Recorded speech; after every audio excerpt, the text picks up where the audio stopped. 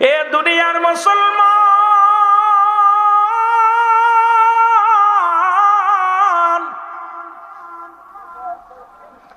অমুসলিম রায় পেয়ে অত্যন্ত খুশি হয়ে গেলেন। বলে মুসলমানদের রায় ঠিক আছে, ন্যায় পরায়ণ, সত্যের সন্ধানে মুসলমান নীতির উপর অটল।